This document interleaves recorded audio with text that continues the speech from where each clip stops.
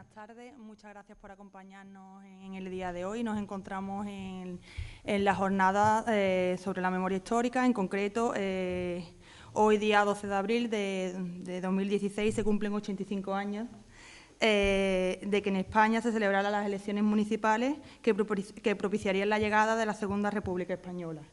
Es un día importante y en este día va a ser el inicio de unas jornadas que se van a desarrollar a lo largo de toda la semana.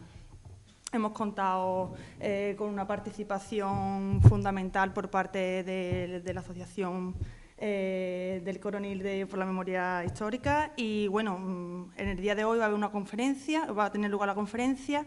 En concreto, hoy el Madroño en tiempos de infamia, es verdad que hemos presentado a cargo de Juan José López López, un investigador, y a lo largo de toda la semana se van a emitir distintas proyecciones, películas y demás en la televisión local del Coronil, por lo que, esperamos que sean de vuestro agrado, que podéis disfrutarlas y que os gusten tanto como en este caso yo hablo por parte del equipo de gobierno, que tenemos especial sensibilidad con el tema y vamos a darle cobertura, apoyo y todo lo que se nos pida, porque es un tema con el que estamos sensibilizados y del que nos sentimos parte. Por mi parte, no nada más que decir, que muchas gracias y que espero que os guste. Muchas gracias, concejala. Como decía ella, esta conferencia se enmarca dentro de un programa de actividades que hemos querido poner en marcha para conmemorar, de alguna manera, la fecha de la proclamación de la Segunda República, el 14 de abril, en torno a la cual hemos querido desarrollar este programa. Un programa que, como decía ella, va a incluir proyecciones de películas relacionadas con la temática, documentales, un par de conferencias, las de hoy, sobre un trabajo de campo. Yo creo que ahora me detendré un poco en presentaros quién es Juan José y en qué ha consistido su trabajo, pero a la hora de ver qué temáticas tocar en las conferencias, pensamos, hay un tema candente que es la tramitación parlamentaria de la Ley Andaluza de Memoria Democrática, que la vamos a tocar la mañana. Andalucía es referente a nivel nacional en temas de memoria histórica. De hecho, no solamente hay ya un amplio desarrollo en cuanto a lo que son decretos de apoyo a víctimas, de protección a víctimas, de aquí para atrás, pero recientemente se inició la tramitación parlamentaria, en concreto el 10 de febrero, se inicia la tramitación parlamentaria de una ley que supera con creces la Ley 52/2007 de Memoria Histórica, que es la que tenemos ahora mismo en vigor a nivel nacional. En vigor, una ley que no ha habido valentía por parte del Gobierno del país en derogarla, pero sí que la está matando a costa de no dotarla de presupuestos, en los presupuestos generales del Estado. Andalucía, desde la legislatura pasada, que fue una legislatura PSOE y Izquierda Unida, se pone en marcha un proyecto de ley y en esta legislatura ha tenido continuidad esa tramitación parlamentaria. El proyecto de ley mañana nos lo contará el compañero que viene, pero es una ley que a mi juicio, por lo menos a mi juicio, es una ley que pone en valor muchas cuestiones que tenían que estar ya bastante superadas en este país. Decidimos tocar un poco la ley, pero también queríamos que conociéramos lo que ha supuesto, lo que es un trabajo de campo en lo que es la investigación de la memoria histórica, o lo que es la recuperación de la memoria histórica.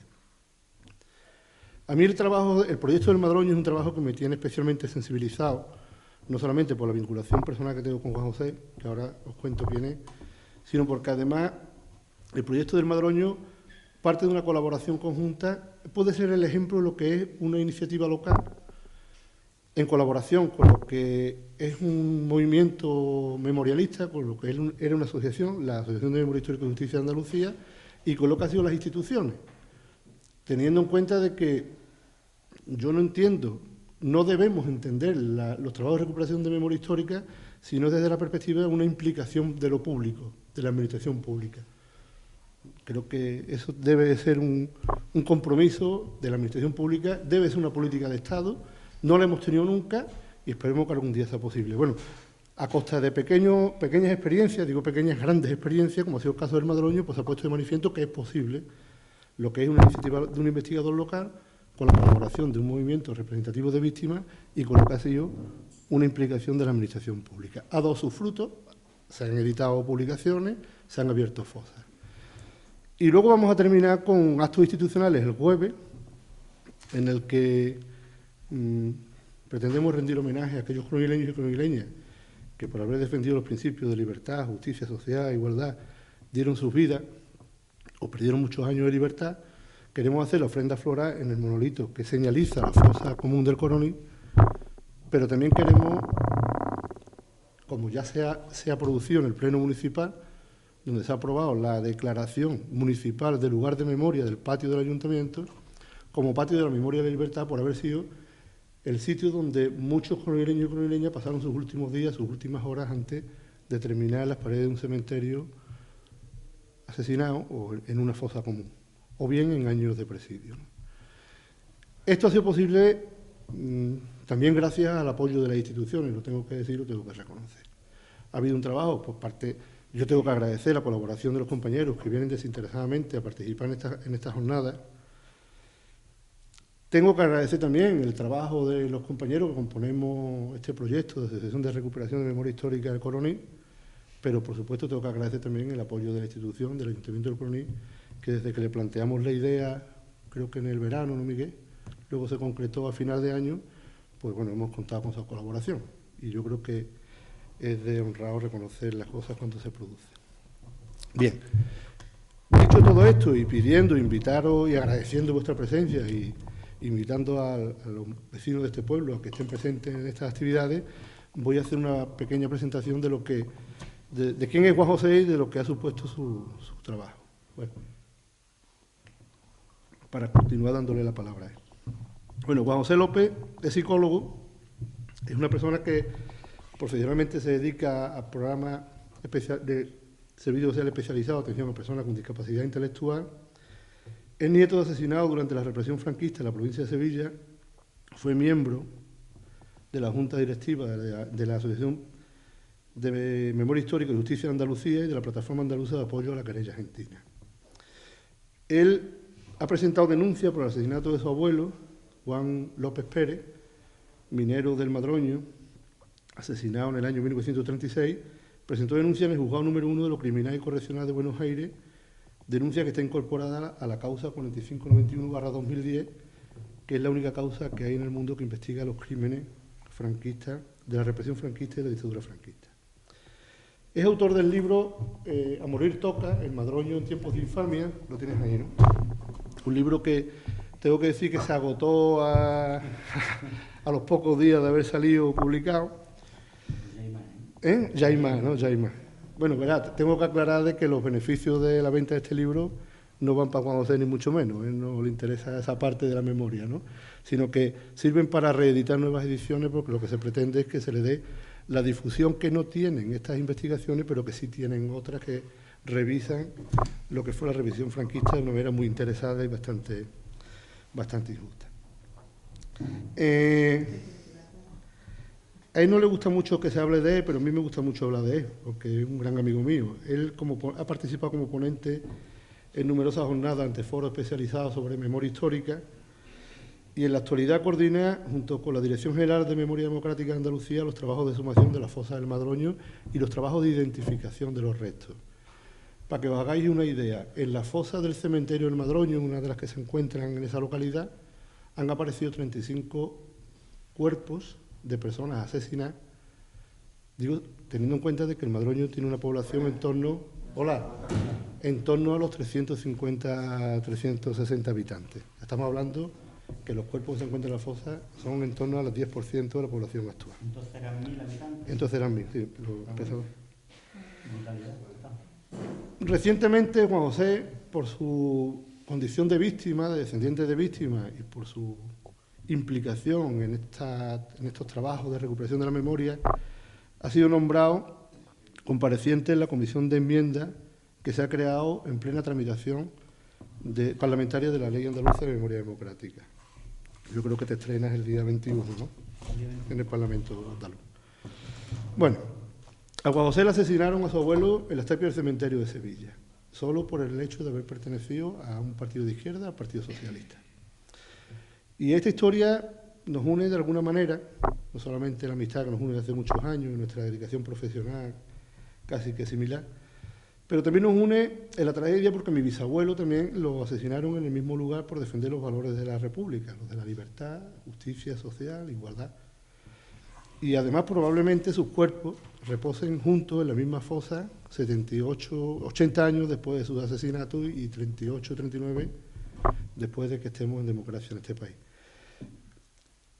En todo este tiempo, hay que reconocerlo, no hemos sido capaces de encontrar una mínima sensibilidad institucional suficiente para exhumar esos restos y dignificar sus enterramientos.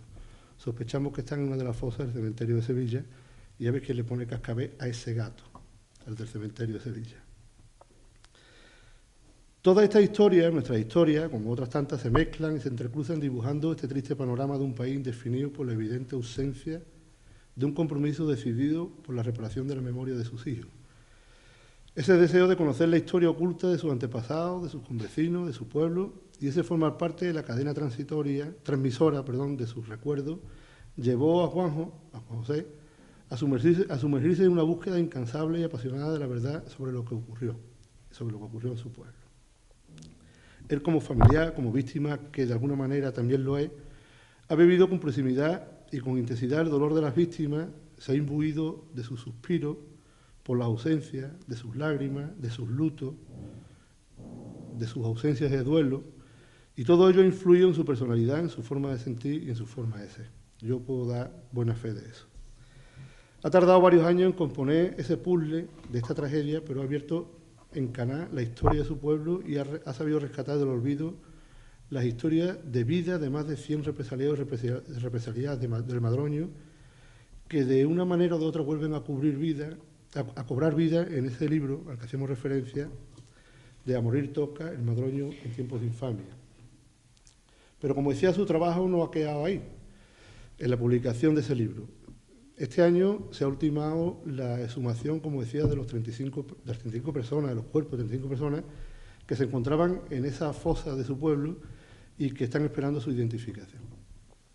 Yo estoy convencido de que eso, Miguel, también vamos a ser capaces de hacerlo en este pueblo. Es un trabajo que ha sido posible, como decía antes, gracias a la colaboración institucional, Dirección General de Memoria Democrática y también de la Asociación de Memoria Histórica y Justicia de Andalucía. Y ante la visión de esta fosa tomas conciencia de la tragedia, de esta fosa y de cualquier fosa, de la tragedia, del desamparo de las familias, del dolor sufrido por las víctimas de su pueblo, porque de alguna manera todos somos víctimas del franquismo y sus secuelas aún permanecen en gran parte de nuestras vidas. Todo este trabajo implica que no solo legal, sino socialmente el concepto de víctima tenemos que ampliarlo, porque de alguna manera los nietos, los bisnietos, los hijos, los sobrinos, lo sentimos y somos también víctimas del franquismo. No en vano se les negó el futuro a muchas generaciones posteriores. Todo este trabajo de investigación encierra un exhaustivo trabajo de años de investigación y esfuerzo de Juan José, que ha volcado la luz, ha traído al presente y le ha dado vida a las más de 60 personas asesinadas en el Madroño y sus aldeas. Hasta 6 aldeas, ¿no? Tiene el Madroño. Sí, más o menos. Que rescata del olvido a través de sus respectivas biografías a más de 100 vecinos y vecinas que de una manera o de otra sufrieron la represión que sufrió este pueblo.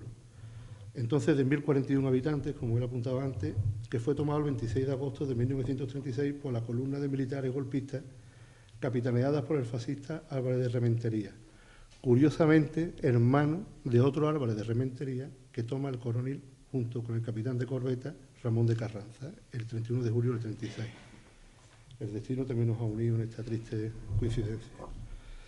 Con todo, Juan José ha sabido responder perfectamente a aquella exigencia que, como él narra de una manera muy emotiva en su libro, percibía y le llegaban a lo más profundo de él cuando, como si de ultratumba, aquellas víctimas, nuestras víctimas de alguna manera, le clamaban nítidamente aquello que él reproduce muy bien en su libro con esta cita.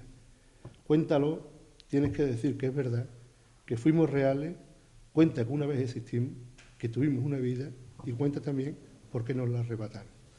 Yo con esto voy a dar paso a Juanjo, que seguro que nos va a aportar una información muy interesante.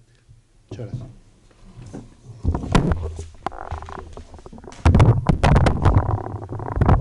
Buenas tardes a todos y muchas gracias por estar aquí con nosotros. Gracias también al Ayuntamiento del Coronil por acogernos y apoyar esta causa que lo merece. Y gracias a la Asociación de Recuperación de Memoria Histórica del Coronil por la labor imprescindible que, como otras tantas, hace. Y a Antonio Manuel, que además de su presidente, pues es un buen amigo mío. La asociación ha considerado que yo podría aportar algún tipo de conocimiento interesante a esta jornada, contándoles mi experiencia en la investigación de la represión que se llevó a cabo en mi pueblo y su relación con alguna actuación que de la investigación se ha derivado, como es lo que ha comentado Antonio Manuel, de la exhumación de unas fosas. Bueno, yo estoy encantado de intentar que así sea y espero que lo consigamos.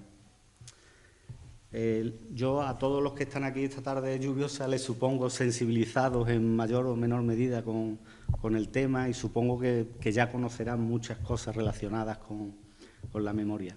Así que si ven que me hago pesado o les cuento cosas que ya saben, pues no hay ningún problema en que me interrumpan y charlamos. Si algo les llama la atención y quieren preguntar sobre ello, yo voy a intentar relatarles un poco el proceso de cómo hemos llegado a saber esto, ¿vale? Ese es un poco el hilo conductor de mi intervención.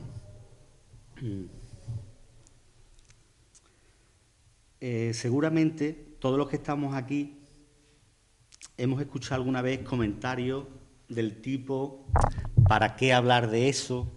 De eso me refiero a la memoria. ¿Por qué se remueve ahora? ¿Para qué remover eso ahora? ¿Verdad que sí? ¿Que nos suenan esos comentarios? Eso cuando se percibe nuestro interés, que algunos tenemos, ¿no?, de conocer aquellos acontecimientos, pues no digamos nada cuando de lo que se trata es de la intención de nada menos que exhumar una fosa y sacar cadáveres de allí. Entonces el comentario de ¿y eso ahora para qué? Arrecia, ¿verdad? Yo no dudo, de verdad que no, en que en muchos casos esos comentarios están hechos desde la buena fe, no lo dudo. Pero yo creo honestamente que también se hacen desde un enorme desconocimiento. Por eso, para empezar a responder a ese para qué, me gustaría, antes de entrar en los aspectos concretos de cómo se teje una investigación, hacerles algunas reflexiones previas y hacerlo, partiendo de las declaraciones muy recientes de dos personas de cierto relieve. Hace unos 15 días, más o menos, moría un premio Nobel de Literatura, el húngaro Imre Kertész.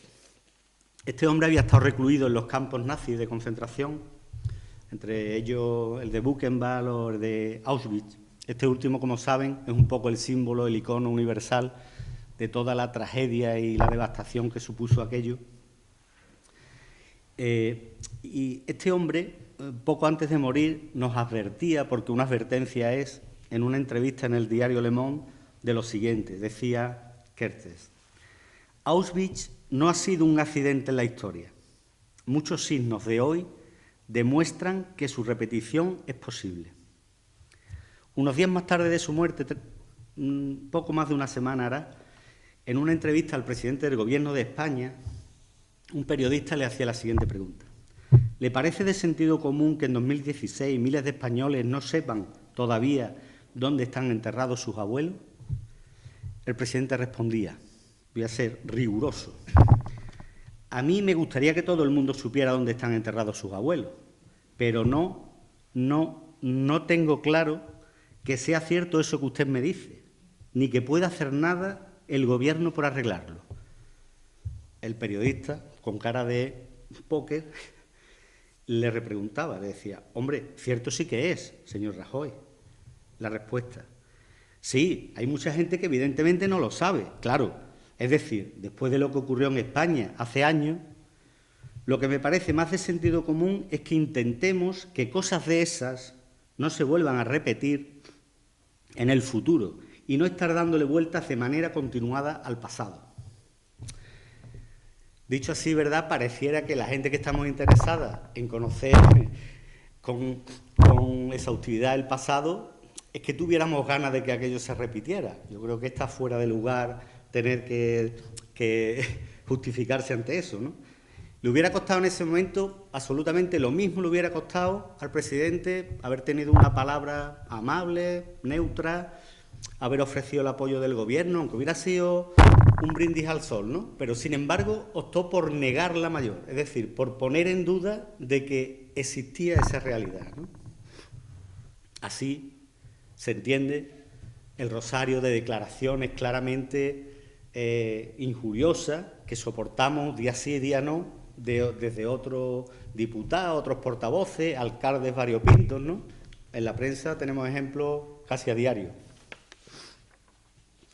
Si relacionamos la advertencia que hacía el Premio Nobel, con la que estoy de acuerdo, por cierto, y tenemos en cuenta en que Alemania y en otros países europeos sí se hizo una revisión cruda de su pasado negro y de su historia nazi o fascista, nada más terminar la Segunda Guerra Mundial, y donde, por ejemplo, es un delito negar el Holocausto, y nos comparamos con España, donde el fascismo no solo nunca fue derrotado, sino que tuvo décadas de intervención, y donde todavía a fecha de hoy no se ha hecho casi nada por conocer, para poder digerir la sobrecogedora verdad de nuestro pasado. Me refiero sobre todo a acciones desde el Gobierno central.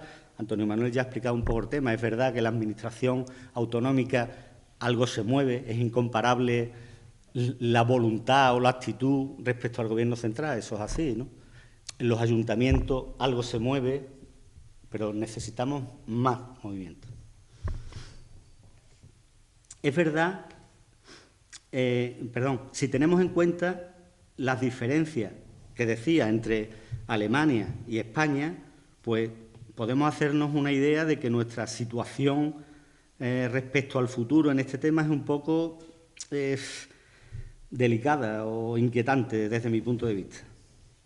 Porque habría que recordarle al presidente que lo que él, de manera despreciativa, digamos, o displicente, cataloga como cosas de esas, esas cosas son, por ejemplo, que hay 129.472 represaliados, según recogen los informes de los expertos que el juez Baltasar Garzón intentó en aquella famosa querella que le costó su puesto directamente de juez, ¿no? Las cifras, cifras veréis muchas, siempre serán a la baja. Las cifras nunca tendremos conocimiento exacto de la magnitud en cuanto a la cantidad, por razones que ahora iremos viendo.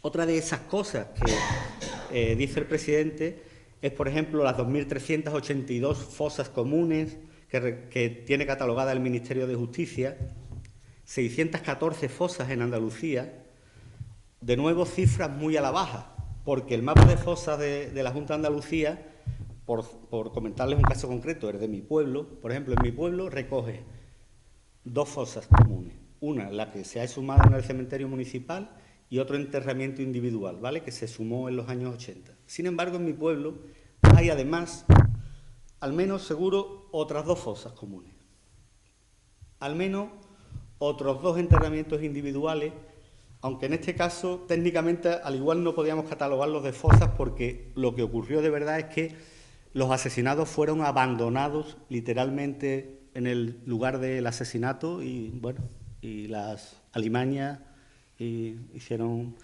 su trabajo, ¿no? Y desde luego en mi zona en concreto, el término municipal del Madroño, en las zonas colindantes, no sé exactamente si en su término municipal o muy cerca, con los municipios vecinos de Nerva, Castillo de las Guardas, Aznalcóllar, Paterna del Campo, ahí seguro que hay un número importante de cadáveres abandonados, porque en aquella zona fue una zona muy importante de huidos, de la gente que cuando las tropas rebeldes iban ocupando los pueblos, pues como sabéis, en aquella zona al menos la mitad de la población salía huyendo, mujeres, niños incluidos.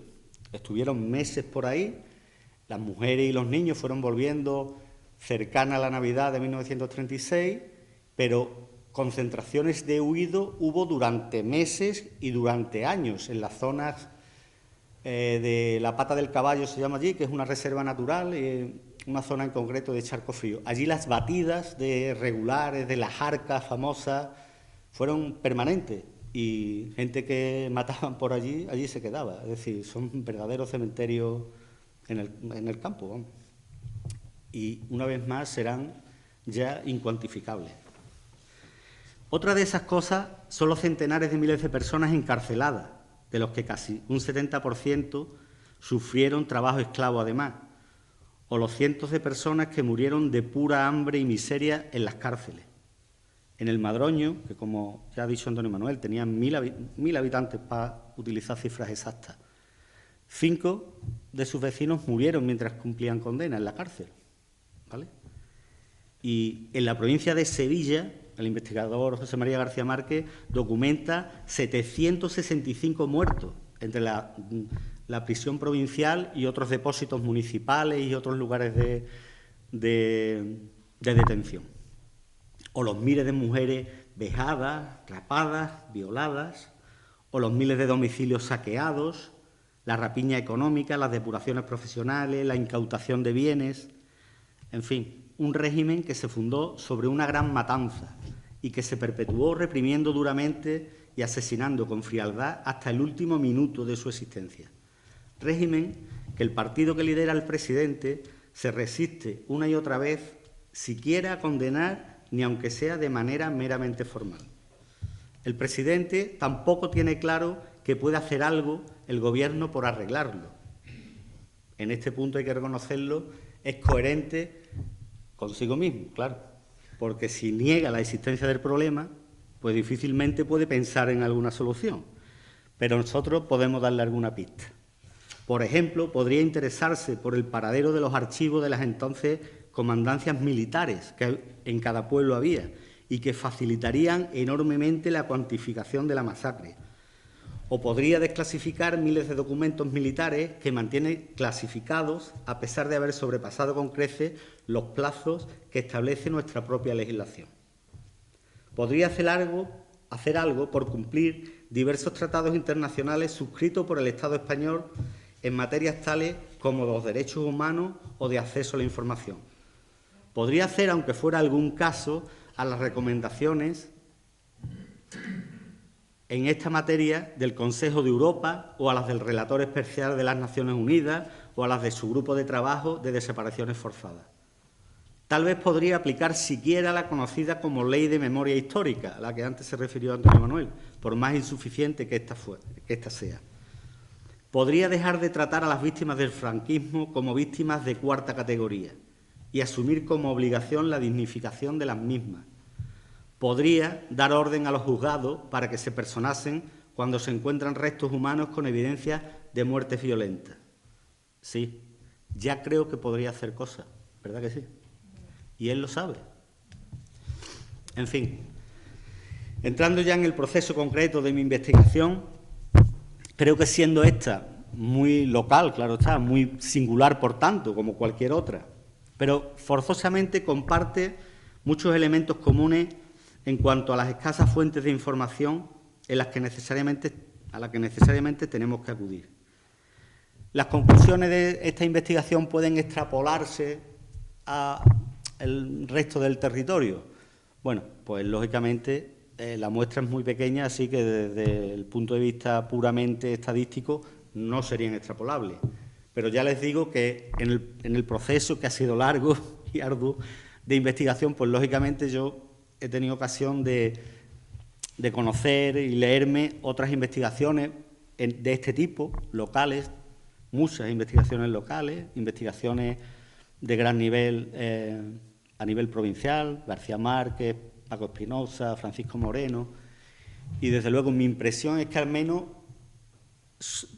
los patrones son muy parecidos, al menos en el territorio que es el suroeste andaluz y de Extremadura. En este territorio la mecánica represora fue la misma. Estudias un pueblo, ves otro y la dinámica siempre es igual, ¿no?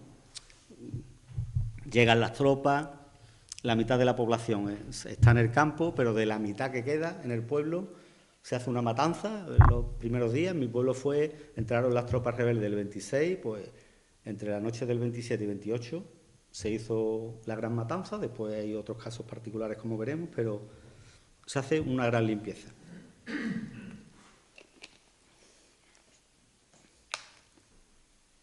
En el caso del estudio de la represión de mi pueblo, tiene, como hemos visto ya, una segunda derivada, que es la exhumación de la fosa, que esperemos que no sea la última, porque tenemos más trabajo pendiente, como os he dicho.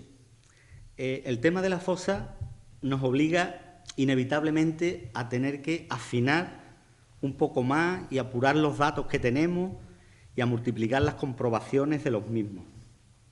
Sería, digamos, una parte muy específica dentro de la investigación general de la represión. Acometer cualquier investigación sobre la represión, por modesta que sea, como es mi caso, es situarse, desde mi punto de vista, ante un gran puzzle, ¿no? Un gran puzzle en el que sabes de antemano que faltan seguro un número indeterminado de piezas, pero seguro que abundante. Porque la represión en general, y yo he tratado de llegar a todos los ángulos, claro, tiene manifestaciones muy diversas. Eran represiones, yo he hecho aquí un pequeño esquema para entenderme, y yo me la imagino a modo de círculos concéntricos, ¿no? Está la represión física, pero después había círculos que no se excluyen, es decir, son complementarios. Puede sufrir todos los círculos de represión. Después estaba la represión económica, las depuraciones profesionales. Dentro de la represión física, pues también podríamos hacer algunos distingos, ¿no? Uno importante sería la que tiene una consecuencia de muerte, o la que la persona reprimida no muere. Ese apartado sería la cárcel y el trabajo esclavo. Y en la parte que conlleva muerte física también tenemos un abanico diverso de mecánicas represivas, ¿no? Tenemos los bandos de guerra, que son más propios de estos momentos en que las tropas rebeldes llegan a los pueblos. Tendríamos un momento posterior, que sería las condenas a muerte, pero previo consejo de guerra.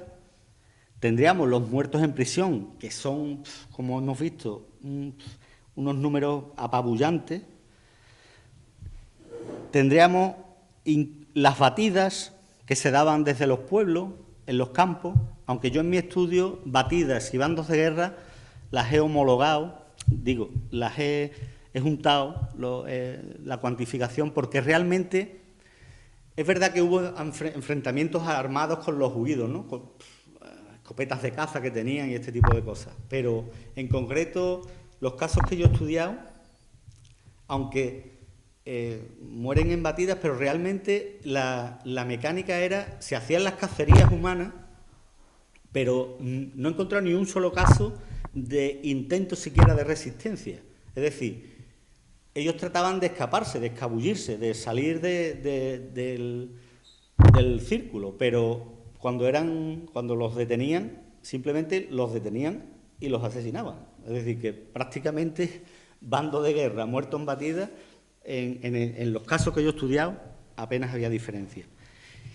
Dentro de la represión física hay todo un mundo inexplorado, además, y que ya tampoco va a ser posible cuantificar, y es el de la gente que muere en su pueblo, en sus casas, porque lo sueltan de la cárcel 5 minutos antes, o sin haber estado en la cárcel, por las condiciones en las que dejan a estas personas.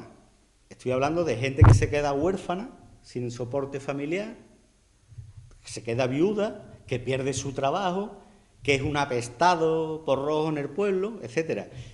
Eso no va a ser posible cuantificarlo, pero bueno, investigadores avezados como José María y tal defienden la tesis de que en ese contexto ocasionó tantos muertos como las balas. Nos podemos hacer una idea perfectamente.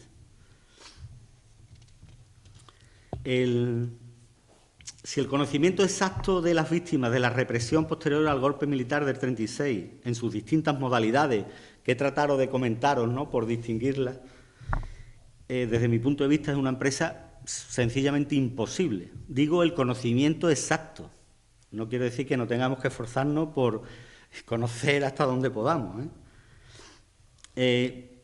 La tarea aún se complica extraordinariamente cuando nuestro objetivo, además de estudiar la represión en general, es detallar qué personas son las que se hallan en un espacio concreto y delimitar este espacio con precisión razonable, como es el caso de la fosa común. Es decir, es un enigma dentro de un enigma. Los datos de carácter documental son, por la propia naturaleza de lo ocurrido, difíciles de encontrar, especialmente en lo que se refiere a la brutal represión que acompañó invariablemente la entrada en los distintos pueblos del suroeste andaluz de las tropas sublevadas. La llegada de estas dejó generalmente en su cementerio, pero también en otros lugares, un rosario de fosas comunes llenas de personas inocentes que fueron fusiladas sin más protocolo ni instrucción de causa alguna, y cuyas muertes no fueron inscritas en los registros civiles, salvo algunos casos y en años posteriores. Esta represión, que se mantendría en el tiempo, aunque lógicamente disminuyera de manera significativa el número de personas asesinadas respecto a esa primera oleada. El esquema en nuestra zona, más o menos, con muchos matices, pero más o menos es bando de guerra durante todo el otoño de 1936. A partir de 1937, el mecanismo habitual es el Consejo de Guerra, ¿vale? No quiere decir que se cortara una, quiero decir, durante la primera época hubo consejos de guerra, sobre todo a los militares que se mantuvieron leales a la República, que se fusilaron un montón en Sevilla, por ejemplo. Aunque algún caso específico de bandos de guerra muy pronto también hubo, a civiles, como es el caso de los mineros de mi zona, de los mineros de Río Tinto, que no sé si conocéis la historia de la pañoleta.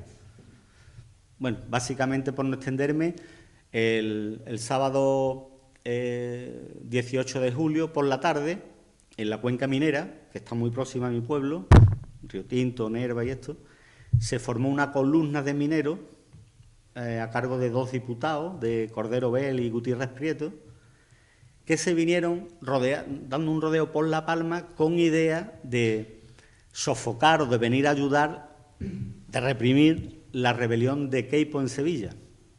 Pero las fuerzas supuestamente leales a la República, que lo acompañaban a cargo de lumbreras, se adelantaron, pasaron Triana, aplaudidos por los leales a la República, creyendo que venían a ayudarle, y se pusieron a las órdenes de Queipo, volvieron a la pañoleta y esperaron a la columna.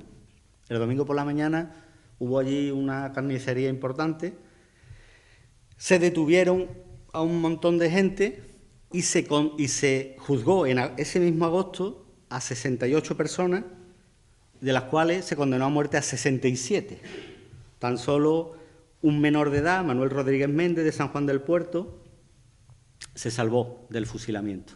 Lo condenaron a 20 años y un día. Quiero decir este caso como ejemplo de que se dieron algunas excepciones de consejos de guerra en los primeros momentos. Por su parte, también se dan excepciones después de 1937, obviamente. No es que ya todo el mundo fuera juzgado en aquellos paripés de juicio. Imagínense militares rebeldes juzgando masivamente a personas civiles. ¿Por qué delito? Por el de rebelión militar. Claro, la justicia al revés, que decía el concuñado de Franco, ¿no?, de Serrano Súñer. La justicia al revés. Y lo decía el muchacho ya en Democracia, ¿sabe? Así como con media sonrisa. Le parecería gracioso al hombre. Claro, se seguía matando sin juicio ni causa alguna cuando les parecía bien, ni más ni menos. En mi pueblo, por ejemplo, hay una segunda oleada de represión porque se entrega gente que estaba huida y tal, que está documentada, ahora lo veremos, en febrero del 38. Es decir, supuestamente ya la mecánica instaurada era darle un barniz de pseudolegalidad, hacer paripé de juicio, pero bueno, eso era si le interesaba, si no seguían pegando el tiro allí y tirándote a la fosa, ¿vale? Eso se siguió haciendo.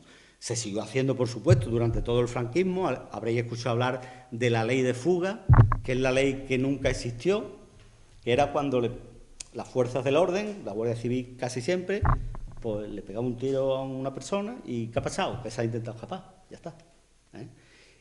Y no solo eso, en democracia incluso ha pasado. El caso Almería es un ejemplo clarísimo de eso, ¿no? Por tanto, al plantear la investigación nos encontramos con dos dificultades importantes. Por un lado, el tiempo transcurrido desde los hechos y, por otro, la carencia de documentos que los recogen. El enorme tiempo transcurrido desde los asesinatos, casi 80 años, han eliminado prácticamente los testigos directos. Y algunas personas que aún viven y que entonces eran niños son testigos de oídas, y no es sencillo acceder a ellos aunque contemos con su disposición y buena salud. Esto unido a que, como decíamos anteriormente, de estas muertes casi no han quedado pruebas documentales, si es que alguna vez las hubo, hace que la tarea sea compleja, pues hasta la propia existencia de una fosa común y su ubicación aproximada son circunstancias nada fáciles de precisar.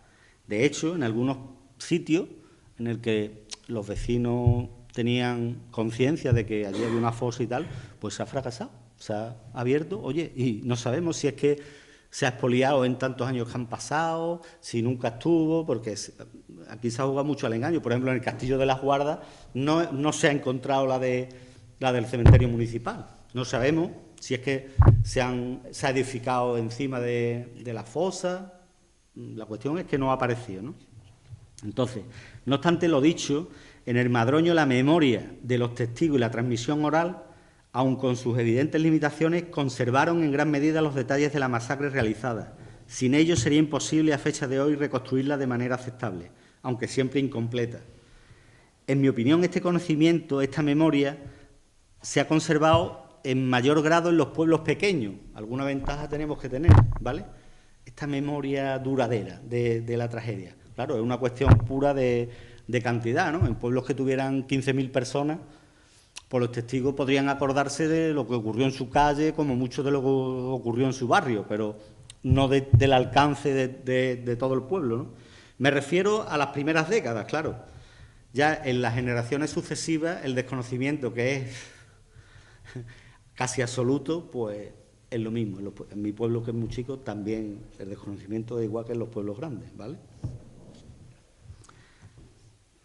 La existencia y ubicación de la fosa común de fusilados en el cementerio municipal era conocida entre los vecinos como la zanja, así se referían a ella siempre. Se había respetado, cosa curiosa, porque era como un acuerdo tácito. Nunca he tenido conocimiento de que eso se acordara en ningún sitio, pero se heredaba esa memoria y había un respeto ahí tácito y se respetó el sitio. Se fue rodeando el cementerio de construcciones nuevas de nichos, pero el sitio de la fosa siempre se respetó. Y finalmente en los años 80 se acotó su ubicación aproximada y se colocó una lápida de recuerdo y conocimiento.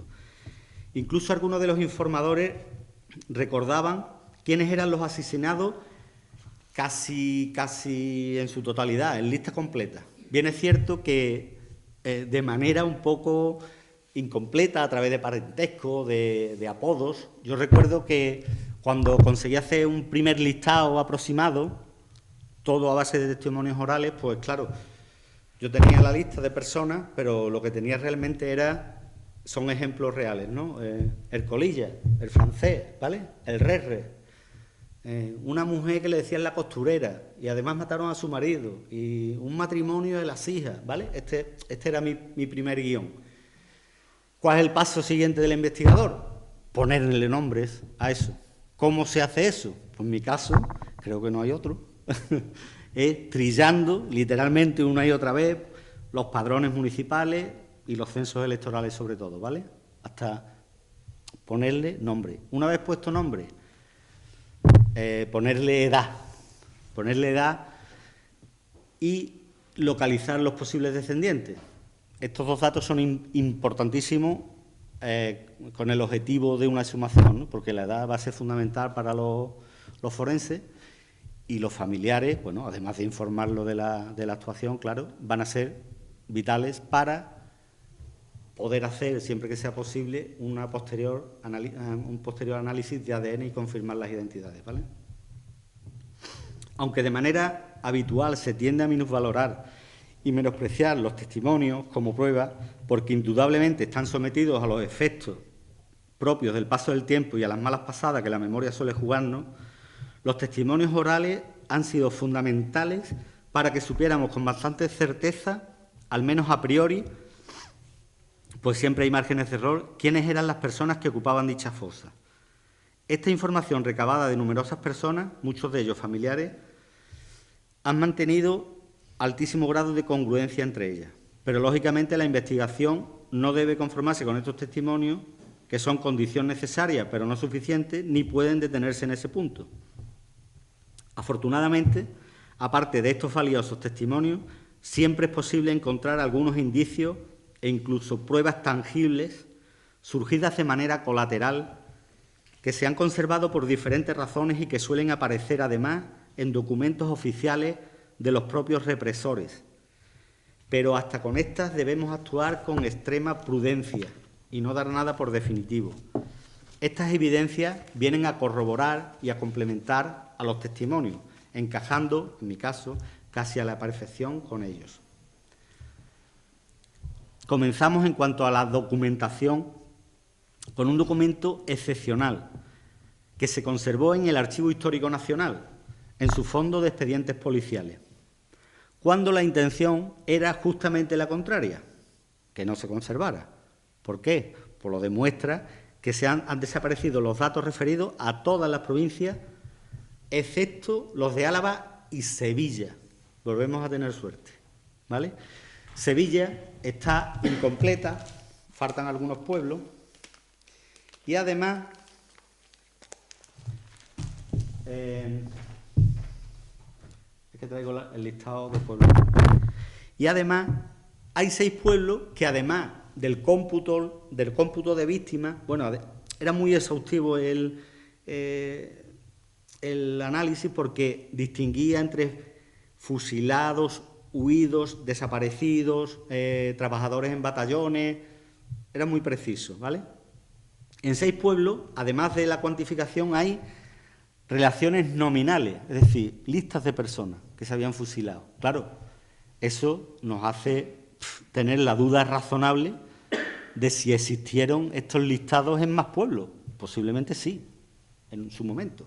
Estos eran los documentos a los que me refería antes, que el presidente podía interesarse por dónde están, ¿vale?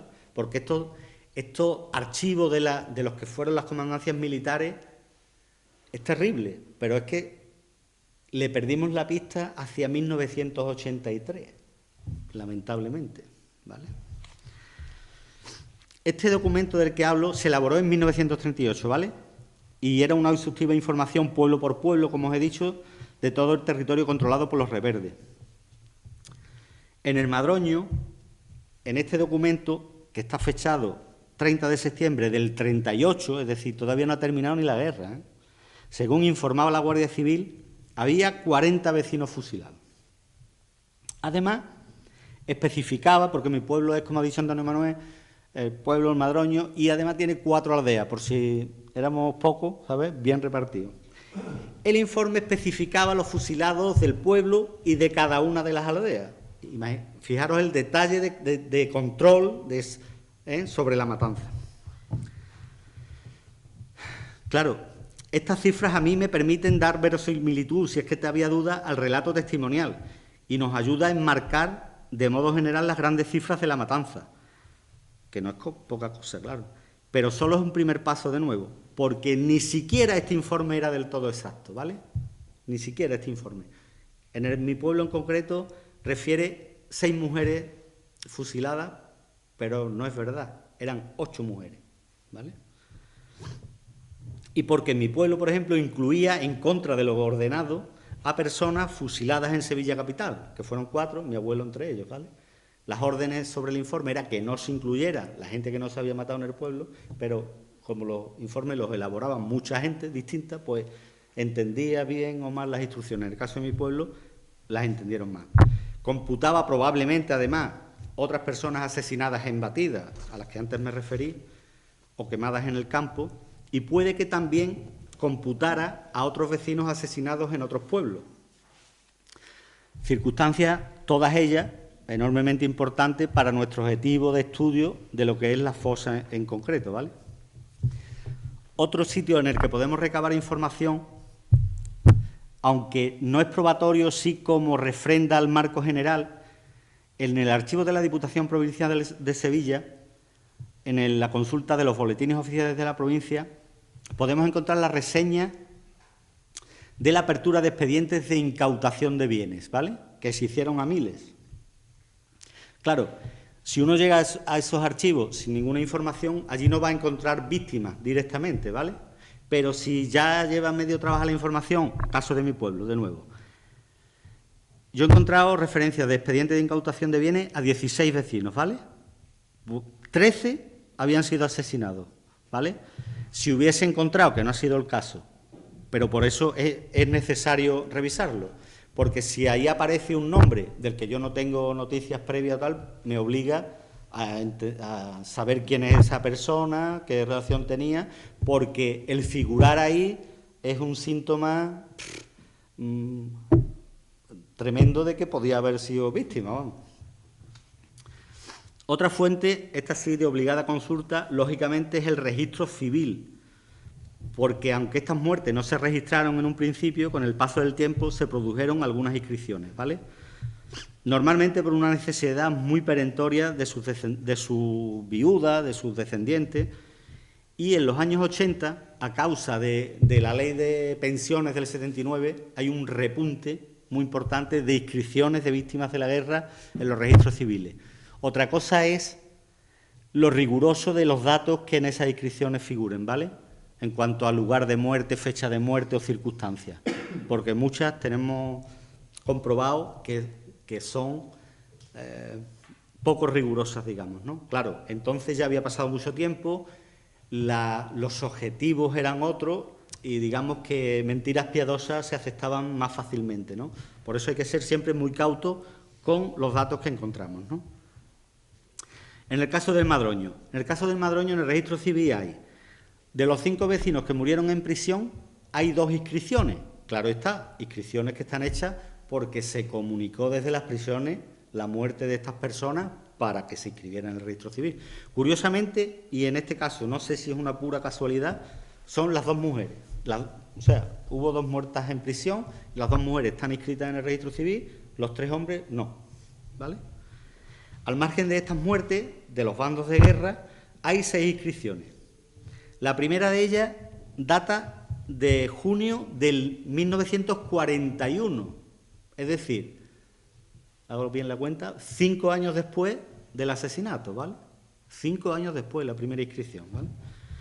Otra en el 43, 44, 45, 45 y una en el 81, en esta segunda oleada que os comentaba a partir de la Ley de Pensiones de Guerra.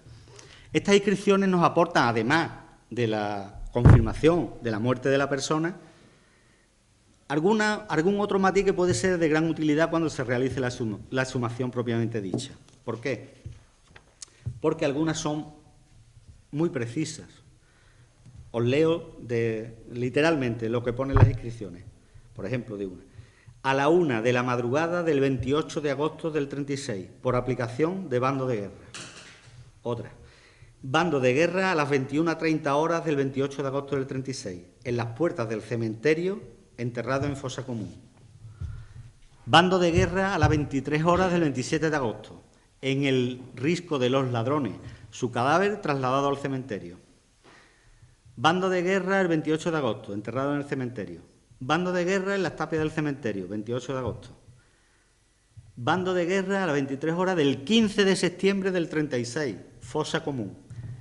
Este hombre, si los datos son correctos, será el último de la fosa común que hemos exhumado, ¿vale? Estos datos son muy interesantes para los forenses, porque claro, cuando ellos exhuman son capaces de discriminar el orden el orden en el que los cadáveres se han ido acumulando en la fosa, ¿vale? Ellos saben, se ha empezado por ahí, porque el nivel más bajo, y este es el último. Si los datos son correctos, este último sería este hombre, ¿vale? De septiembre. Encontramos alguna otra en los registros civiles que también tenemos que saber discriminar. Afortunadamente, esta otra precisa el lugar de enterramiento, lo que nos posibilita excluir a esta persona en concreto de la fosa del cementerio, a la vez que demuestra documentalmente la existencia de otra distinta, como os decía antes. Una vez que encuentras esta anotación, dices, joder, pues si hay otra fosa, ¿vale? Entonces, ahora el camino es inverso. Ahora, con tu dato documental, te vas a la gente del lugar mayor, ¿vale? Oye, en tal sitio, ¿qué es lo que ha pasado? Vale. Me cuentan que hay un grupo de personas, ¿vale? Algunos testigos que hasta 11. Son, como os decía, de febrero del 38. En esta inscripción decía, le fue aplicado el bando de guerra en febrero del 38, en el sitio denominado Fuente Grande, junto al Risquete, en el Álamo, y enterrado allí mismo. El Álamo es una de las aldeas del Madroño. Esta nota, este dato, ¿se lo debemos a qué se lo debemos? Pues a lo pesado, lo burocrático que eran los militares, que en este caso nos ha venido estupendo, ¿vale? A este hombre lo reclama la autoridad militar, ¿vale? En el año 43, porque le perdió el rastro. Entonces, la maquinaria se pone en marcha, preguntan por este hombre, ¿dónde está? Y entonces se abre un expediente en el que testigos declaran que a este hombre lo habían matado en el 38, ¿vale? Entonces, esa burocracia nos deja pistas que no estaban en su ánimo, claro está, dejar, pero bueno, algunas dejan, ¿vale? Es interesante también en una investigación local como es la mía, dar un repaso no solo al registro civil de tu pueblo, sino a los del entorno, a los vecinos, digamos. ¿Por qué? Porque la mecánica represora, cuando entraban las columnas del Ejército Salvador, siempre el modus operandi era el siguiente. Se llegaba a un pueblo, se hacía la matanza, pero normalmente algunos de esos vecinos no se mataban en el pueblo, se mataba en el siguiente, ¿vale? Y así sucesivamente. Así que tenemos que del Madroño seguro que hay gente que está fusilada en Nerva, pero en el Madroño también hay gente que no era vecino del Madroño, ¿vale? Porque estas inscripciones fuera de plazo siempre se hacían por una orden judicial, previo expediente, es decir, era el juez el que ordenaba la inscripción. Pero claro, y los que intentaron inscribir a sus familiares y el juez no admitió la inscripción. Podemos rastrearlo. En el Archivo Histórico Provincial de Sevilla se encuentra la documentación judicial y allí, por ejemplo, encontré el intento de la familia de una de las mujeres asesinadas, ¿vale? Que en el juzgado del Madroño, el juez de paz, había recibido declaración de 3 testigos que dijeron: el 27 de agosto fue conducida a la cárcel municipal y al día siguiente, a las 23 horas, falleció en el cementerio y enterrada en fosa común. El lenguaje es hiriente, ¿no? O sea, se la llevaron a la cárcel municipal y al otro día falleció en el cementerio. Pareciera que murió la mujer de un resfriado, ¿verdad? Bien, pues esto, con este testimonio, el juez denegó la inscripción. Denegó la inscripción en el año 81, hablo de memoria, ¿eh? En el año 81, porque dijo que la carga de la prueba era insuficiente. Bueno, por ahí tengo, por aquí recogía la retahíla del juez, ¿no? Que es de verdad, para echarse a temblar, ¿no? En el Archivo Histórico Provincial de Sevilla, del que os hablaba antes, también podemos ver otro tipo de documentos un poco en la línea que os decía. A lo mejor no vamos a descubrir víctimas allí, aunque en este caso podríamos haberla descubierto. Yo de esta mujer ya tenía conocimiento, pero podría haber ocurrido que no lo hubiera tenido, ¿no? Entonces lo hubiera encontrado. Pero además hay otros documentos interesantes. En este archivo están además los expedientes carcelarios de la Prisión Provincial de Sevilla, ¿vale? Interesante recorrerlo y podéis encontrar cosas dignas de tener en cuenta. Y además están los expedientes de incautación de bienes que antes decía, porque una cosa es la referencia que salía en el Boletín Oficial del Estado de los expedientes de incautación, que como veis, en la mayoría de los casos se le abren a gente que ya han asesinado. Pero lo mismo ocurre con los expedientes de responsabilidades políticas que conllevaban una multa económica. Mi abuelo, por ejemplo, en el 42, creo recordar, bueno, 41 o 42, se abren a miles, a gente que la habían matado ya en el 36, o el 37 o el 38, ¿vale? Entonces, en los BOP se encuentra la referencia a que se abre el expediente, pero los expedientes físicamente están en el archivo provincial, los pocos que se conservan de los miles que se abrieron. Es una documentación tristemente perdida también de la vista. Con los documentos estos pasaba, hace pocos días me enteré que el sumario del crimen de los Galindos, que ese sí lo conoceréis casi todos, ¿no?, del año 75, en el Cortijo de Parada, se había perdido recientemente. Y me acordé de esto porque la investigación de memoria es muy frecuente, José María lo dice con mucha gracia, ¿no?, de los archivos militares o los archivos municipales, y el investigador buscaba un documento concreto y decía, no, es que ese se lo llevó la RIA del año no sé qué, ¿no? Parecía que la RIA había cogido la curva del pasillo, había cogido al estante 3 y se la había llevado, ¿sabes? Eso, desgraciadamente, es muy común. Entonces, los expedientes de incautación enteros, que son una joya documental, pero se conservan muy pocos de los miles y miles que se hicieron. 300.000. Ahí es nada. Tuvieron que pararlos porque colapsaba el sistema judicial, ¿vale? Dijeron, pero ¿dónde vamos? Y lo tuvieron que parar. ¿Es o no? Exacto. Bueno, otra de las fuentes documentales en las que quedaron rastros de estas personas son los consejos de guerra, que a partir de 1937, como os dije, se comenzaron a realizar contra otros vecinos que habían huido cuando el pueblo fue ocupado y que se conservan en el archivo histórico del Tribunal Militar Territorial II de Sevilla.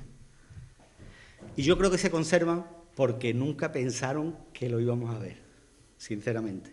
Yo creo que nunca imaginaron que un día fulano de tal iba a entrar allí y iba a ver los papeles, porque es que son para que cada uno de nosotros, al menos en su vida, lea uno completo, ¿vale?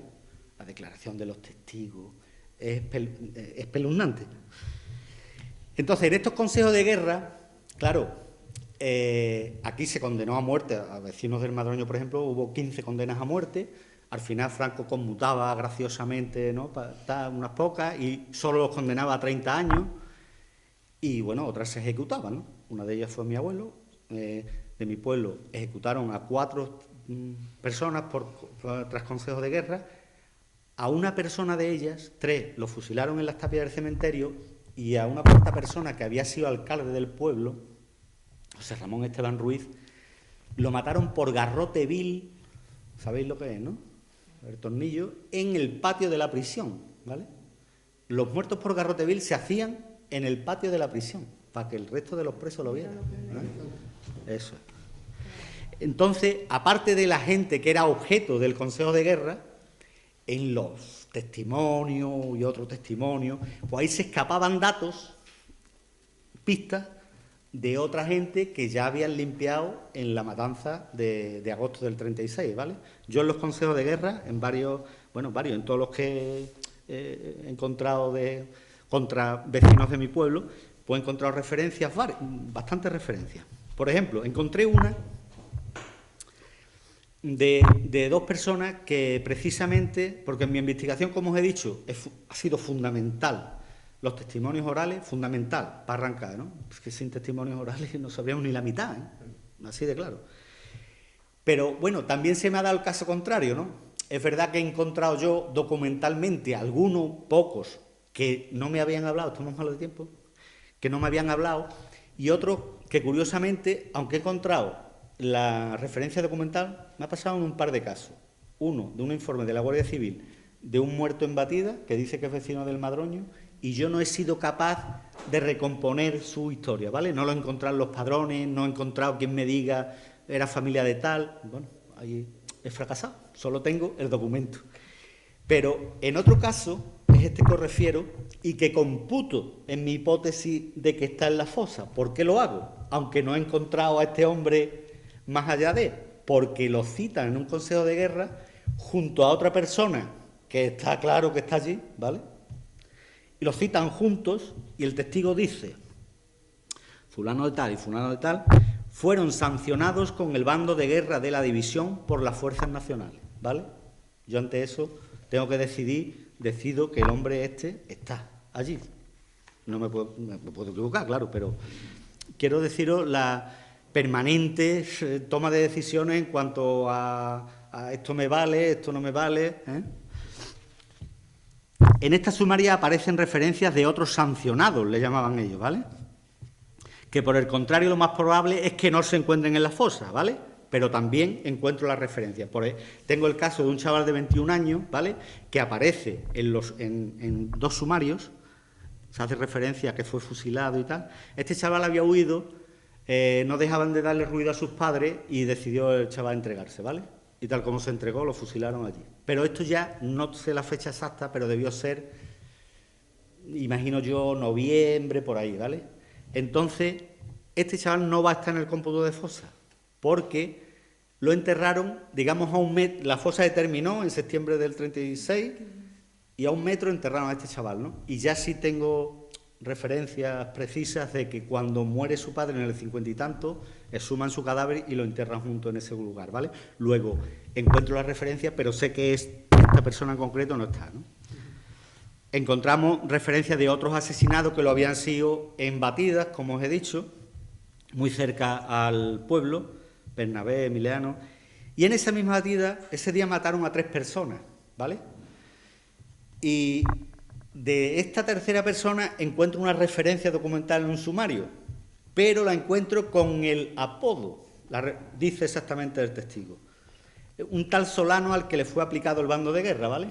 Entonces yo, con este apodo, hago otra vez el camino inverso y encuentro la identidad y el nombre de esta persona. Pero tampoco está en la fosa. Esta persona se abandonó su cadáver en el pueblo, la gente del lugar conocía, es muy, ¿cómo es? Un detalle muy macabro, pero es que es así, de crudo.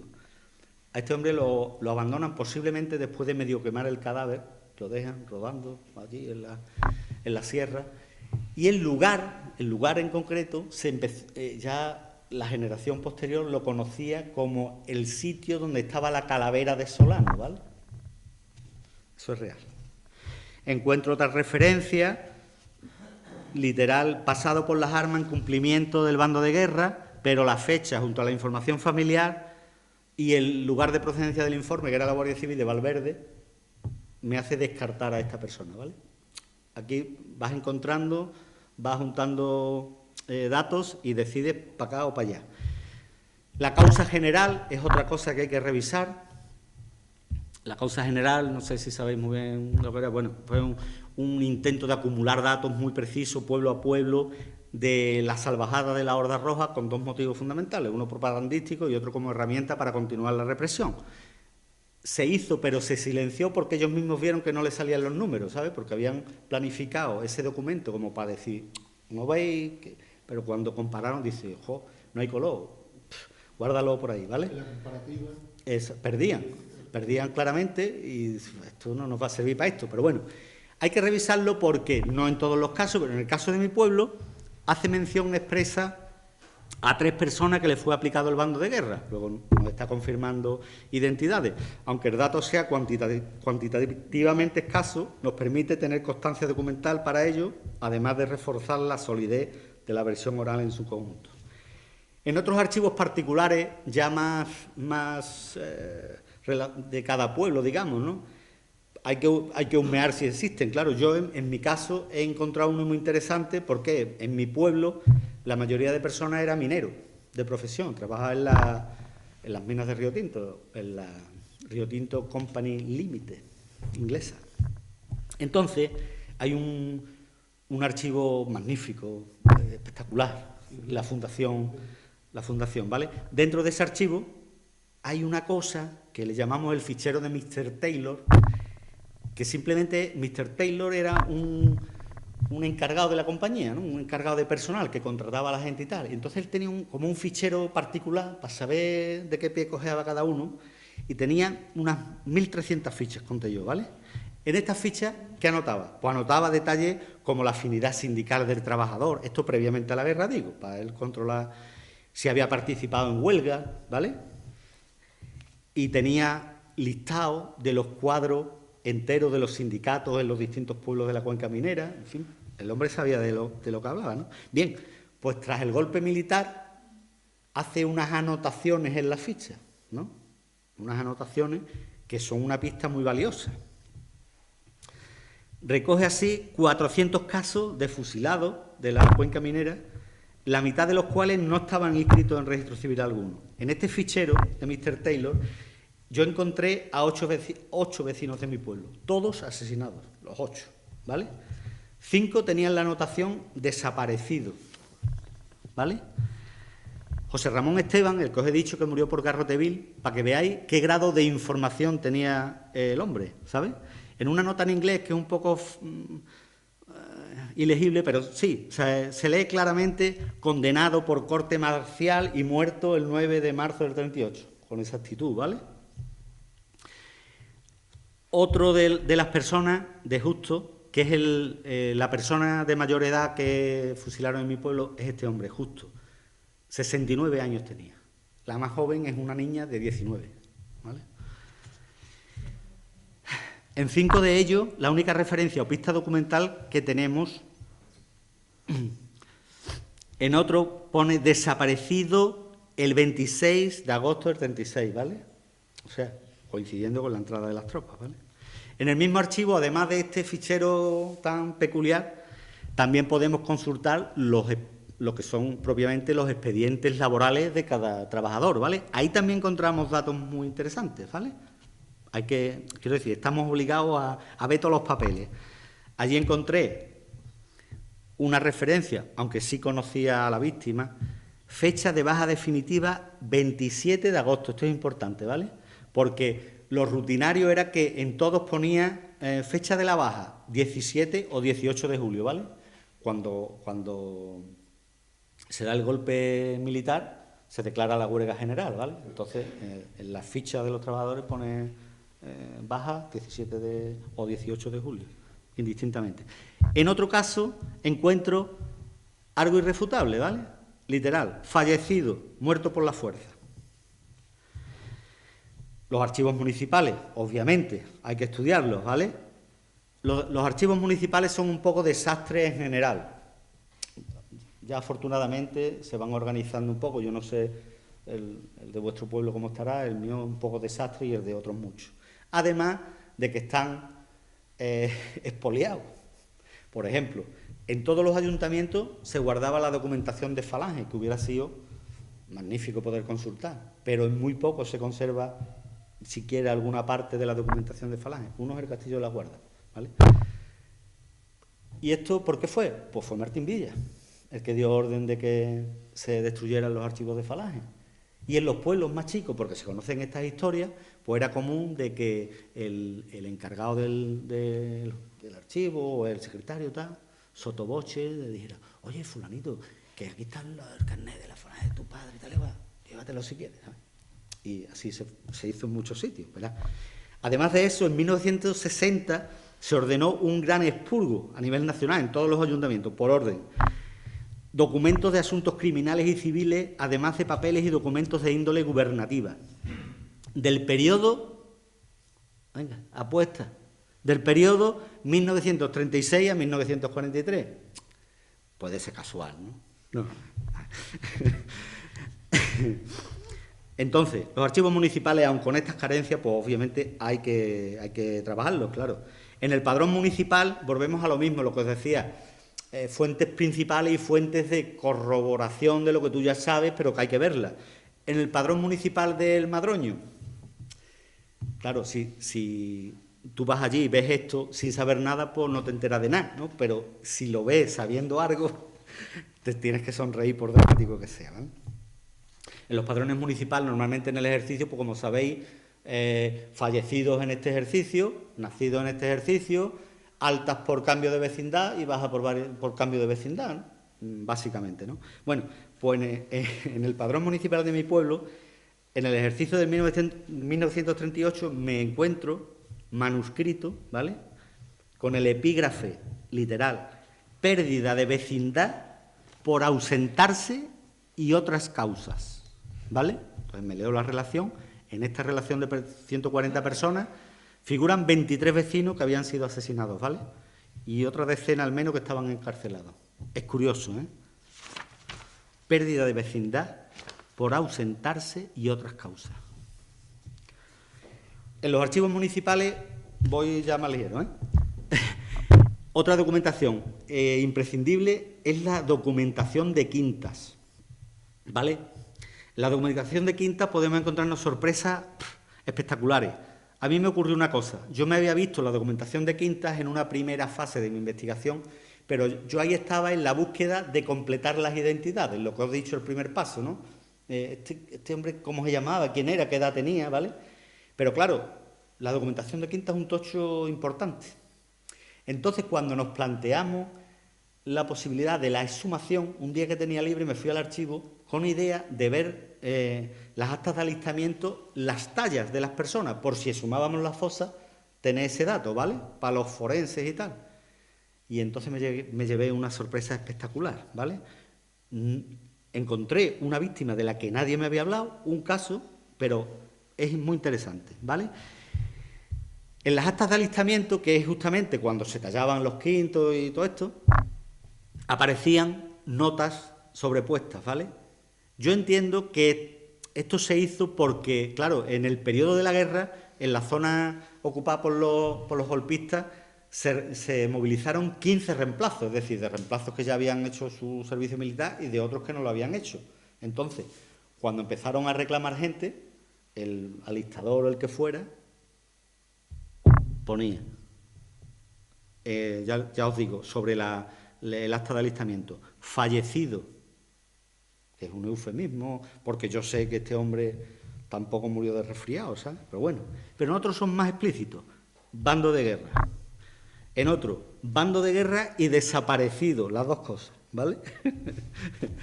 Bando de guerra, fusilado, desaparecido, ¿vale? Tenemos que ser prudentes otra vez. Si te acercas de primera, tantea la información, porque, por ejemplo, en la de mi abuelo encuentro la nota bando de guerra.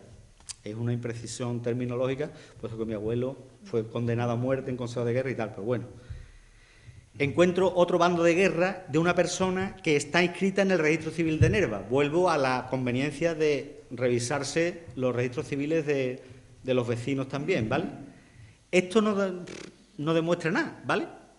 Quiero decir, que esté en Nerva, hombre, pero rebaja las posibilidades de que esté en la fosa que nos ocupa.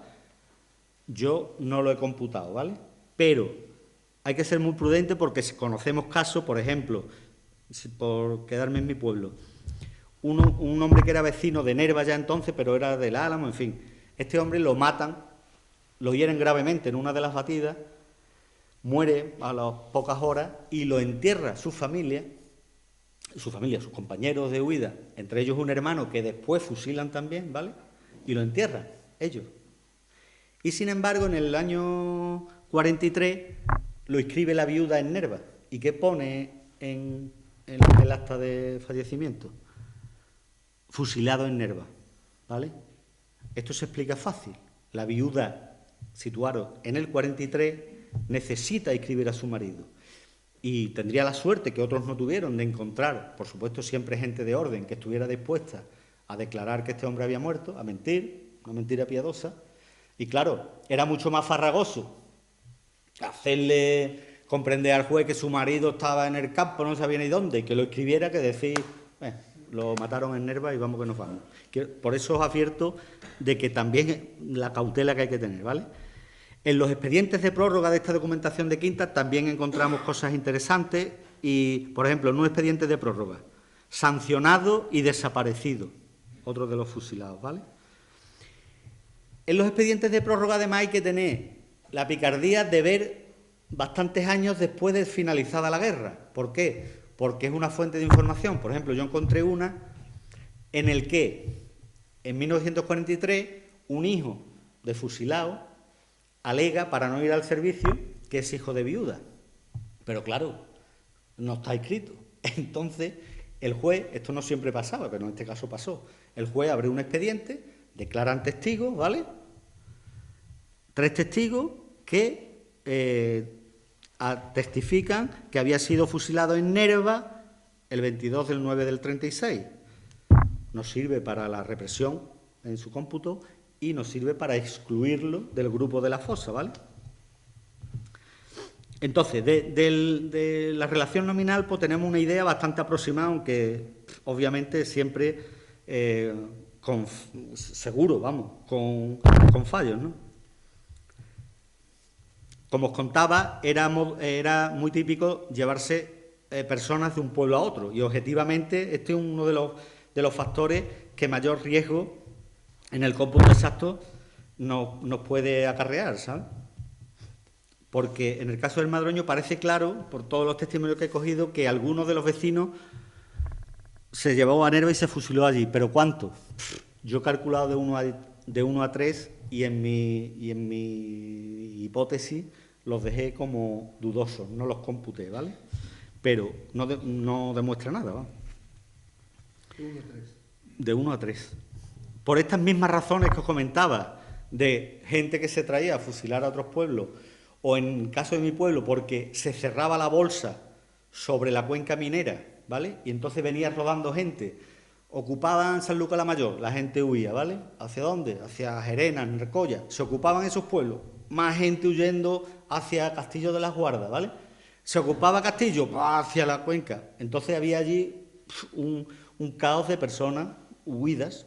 Entonces, a lo mejor todos los casos, o los pocos casos que he encontrado, no era de gente que traía la fuerza desde su pueblo y los fusilaba allí, sino simplemente se los encontraba allí y les daba el tratamiento que les daba a los demás vecinos, ¿vale? Entonces, en los consejos de guerra, encontré en el consejo de guerra que se seguía contra un grupo de mujeres de La Ulaga, que es una aldea del Castillo de las Guardas, por una situación rocambolesca que es para estudiarla también, pero bueno, no viene al caso ahora. Entonces, una mujer declaraba sobre su hijo que huyó con su hermano al entrar las tropas en el pueblo, se presentó y fue fusilado en el Madroño, ¿vale? Bien, pues entonces este hombre va al cómputo de posibles personas que ocupan la fosa, ¿vale? En otras ocasiones encontramos datos de otras investigaciones locales de la zona, aunque los argumentos sean menos precisos en este caso. Por ejemplo, en la investigación que García Márquez hizo del Castillo de las Guardas, recoge a un vecino, según él, asesinado, vamos, según parientes, vamos, asesinado en las inmediaciones del Madroño, ¿vale? Otros son aún mucho más dudosos. Yo encontré algunos, un tal Bernal de Nerva que le fue aplicado el bando de guerra en dicha villa. Bueno, pues a esta persona no la incluyo, ¿vale? Entonces, quiero insistir en la idea eso, de ser muy prudente con toda la información que nos encontramos. Y la vamos cribando, la vamos cotejando, la vamos sintetizando. Aunque sabemos de antemano que está condenada a no ser exacta. Voy concluyendo. En julio, no, antes quizás. Bueno, antes de comenzar los trabajos de sumación de la fosa, yo como investigador de la localidad, pues le hice un informe a los forenses que iban a exhumarla, ¿vale?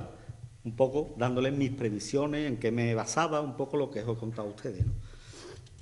En este informe decía literalmente a los científicos: nuestra hipótesis de trabajo es que los fusilamientos se produjeron las noches de los días 27 y 28 de agosto del 36. Los primeros fusilados lo fueron a unos 400 metros del cementerio y después llevados allí.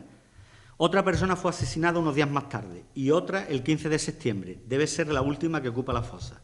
En cuanto al número de personas, pensamos que hay al menos 33, aunque es lógico pensar que muy probablemente haya algún forastero más o incluso vecino del que no hayamos sabido nada. Serán ya los resultados empíricos de la investigación, una vez realizada la exhumación, y los estudios posteriores los que corroboren o refuten nuestra hipótesis en mayor o menor grado y evalúen así nuestro previo trabajo de investigación. Esto es lo que yo les decía antes de... La fosa se terminó de sumar en noviembre y se hallaron 35 cadáveres. Entonces, cuantitativamente podemos darnos por satisfechos, ¿vale? En cuanto a la cantidad, bueno, es razonable la estimación, ¿vale? Ahora, desde el punto de vista de las identidades, porque claro, yo facilité a los científicos no solo 33, yo les di los 33 con nombre, apellido, edad, relaciones parentales, incluso, como he dicho, en algunos varones, por la altura y tal y cual. Eso está por demostrar, porque aún no hemos hecho el análisis de ADN, ¿vale? Bueno, en resumen y terminando, lo que yo pretendía es transmitiros correctamente la enorme dificultad que tiene rescatar del olvido y del anonimato a las víctimas de la represión en general, que es el trabajo que está en el libro, y la complejidad añadida cuando queremos encontrarlas además físicamente, y la fragilidad de las herramientas con las que contamos para ello. La causa principal de todo esto es, en mi opinión, la voluntad que hubo desde el principio y durante décadas, y en buena medida perdura aún, de enterrar, nunca mejor dicho, la verdad. El paso del tiempo, efectivamente, es un hándicap tremendo, pero el paso del tiempo es que es una consecuencia más de esa voluntad férrea por ocultar la realidad. Tiempo hemos tenido. Me gustaría terminar volviendo un momento a las reflexiones iniciales en cuanto a por qué, para qué es necesaria, a mi parecer, la exhumación de fosas. En mi opinión, hay dos razones, o grupos de razones más bien, para ello. Exhumar una fosa es, por una parte y principalmente, un derecho irrenunciable de los familiares. Es hacer posible la respuesta a la necesidad que tienen de hacer el duelo, de cerrar la herida.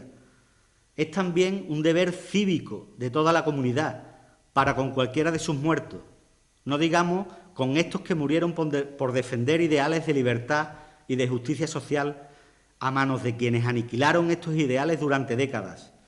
Para estos muertos, que en ese sentido son muertos de todos nosotros y no merecen que les tratemos igual o incluso peor que un perro.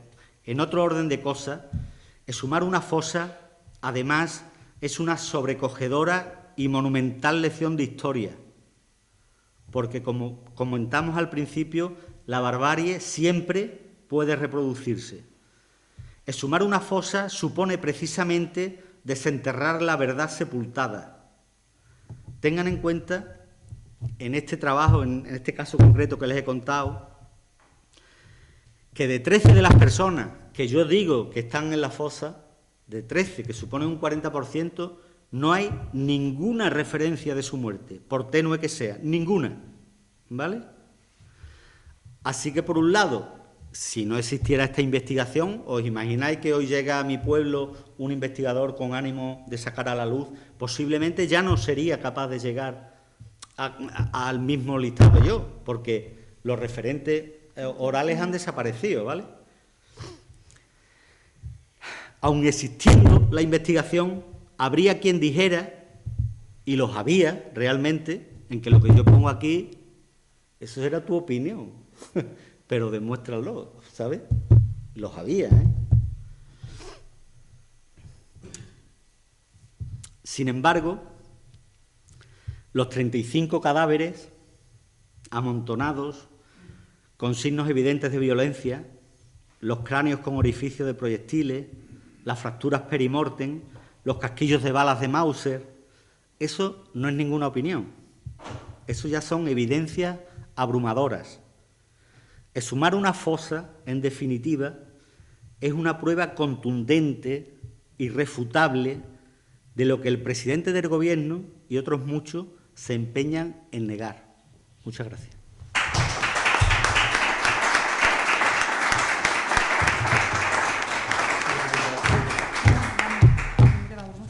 Agradezco tu conferencia por muchas razones. También por lo oportuna que resulta para nosotros, para nuestro pueblo, en este momento en concreto. antes, te lo quiero explicar ahora. Antes, no sé, si alguien quiere hacer alguna intervención, alguna pregunta. Yo, una ¿Sí? muy personal, ¿su abuelo está inscrito en su pueblo? Mi abuelo está inscrito en el Registro Civil de Sevilla porque los que morían después de Consejo de Guerra, como digamos le daban oficialidad, eso sí se registraban de oficio, ¿vale? Los fusilaban y mandaban al juzgado un requerimiento, lo que fuera, para que se inscribieran. Entonces, se inscribían todos los fusilados tras Consejo de Guerra, excepto algún error o omisión, están registrados por esto. Las cosas comunes a petición de quién inicia el expediente de Yo me gustaría contestarle. Si no te importa, Pepi, ¿verdad? Porque quería que terminarais vosotros porque quiero hablar de la fosa, del procedimiento, pero de la fosa de nuestro pueblo, que yo creo que estamos obligados a empezar a hablar y a trabajar sobre la fosa de nuestro pueblo. Yo comparto la necesidad, con Juan José, la necesidad de tener que abrir fosas. La fosa no es más que la mejor y la mayor y la más contundente constatación de la barbarie. El que ha tenido la oportunidad o la ocasión de visitar una fosa, yo me he quedado sorprendido. Yo no soy capaz de superar la impresión que me causa cada vez que me encuentro ante una fosa, ante los signos evidentes de la brutalidad, de las atrocidades, de las reacciones más inhumanas que te puedas imaginar, ¿no? ¿Y por qué fosas? ¿Por qué en fosas? ¿Por qué no existen unos datos fiables en los registros civiles? ¿Por qué se producían asesinatos en pueblos vecinos? Era una estrategia militar. Y como estrategia militar también tenían presente la ocultación de esas atrocidades, de esas barbaries. Eso lo hemos hablado en varias ocasiones, cada vez que hemos tenido ocasión, en algunas jornadas aquí en este municipio. Por ejemplo, hay que tener en cuenta, bueno, no sé, el caso de... Hablaba Juanjo antes de que el caso de una persona, Irene se sorprendió un poco, decía, lo asesinaron en el 36, lo escribieron en el 41. Mi bisabuelo fue asesinado en la madrugada del 29 de agosto del 36 y fue inscrito por requerimiento de la familia, por cuestiones absolutamente ajenas a la cuestión esta, porque así lo dicta el juez de Morón en el año 1976, 40 años después del asesinato. Pero lo más escandaloso es que, literalmente, en el registro civil está escrito de que fue muerto por los efectos de la guerra textualmente, a primeros de 1947. O sea, sitúan su asesinato, lo inscriben 40 años después, sitúan su asesinato, su muerte 11 años después, pero además por razones totalmente ajenas a la realidad. Es decir, mi bisabuelo no estuvo en la guerra, murió, lo asesinaron con 59 años. En Sevilla no hubo frente de guerra. Esa estrategia de ocultación de la barbarie hace que era a donde yo quería llegar, que la investigación sea bastante complicada porque los datos, hay muchos temas que están muy subexplorados todavía y hay datos que son muy imprecisos por mucho afán y mucho empeño que le pongan los investigadores. Por lo tanto, hay que trabajar en la fosa. ¿Y de dónde quiero llegar con esto? El procedimiento de apertura de una fosa debe de partir necesariamente del interés de las propias familias de las víctimas. Y siempre tiene que conducir a que haya una implicación de la administración pública en la apertura de la fosa. Y con esto que estoy diciendo, ¿que lo paga un ayuntamiento? No, señor. El protocolo de fosa está establecido y el proyecto de ley de memoria democrática de Andalucía, del que vamos a hablar mañana, establece cuáles son las competencias de sumaciones de una fosa. Y un ayuntamiento no tiene por qué asumir los gastos de una fosa, pero tampoco sus familiares ni los colectivos familiares, que es lo que ha ocurrido de aquí para atrás. ¿Cuál es el primer paso? Precisar datos. Bueno, pues en el Coroní, José, tenemos un archivo que se conserva de maravilla. Tenemos investigaciones que hablan del Coroní de bastante nivel. Una era de nuestro vecino Francisco de Pablo Galvarro, pero también José María García Márquez. Tenemos una fosa que está localizada, sabemos todo el mundo dónde está, pero también nos describe, con aportaciones de investigadores del nivel de Antonio Miguel Bernat, no estoy hablando de cualquier investigador, que nos dicen dónde está y está reflejada, está recogida en el catálogo de fosas de Andalucía, que es un documento oficial, que lo podéis consultar en cualquier momento, metid en Google, mapa de fosas de Andalucía. Y todo el mundo sabe dónde está. Es donde está, al lado de donde está situado el monolito, entre el Panteón de Candau y el monolito. Por ahí discurre la fosa. La precisión exacta de dónde está, bueno, hay procesos de localización, que ya lo tenemos superado, pero también hay procesos de delimitación y cata para comprobar si, como dice Antonio Miguel Bernal en el mapa de fosa, las alteraciones que se produjeron en las obras de ampliación del ayuntamiento de finales de los 50 y principios de los 60 hizo de que se quitaran todos los restos o no.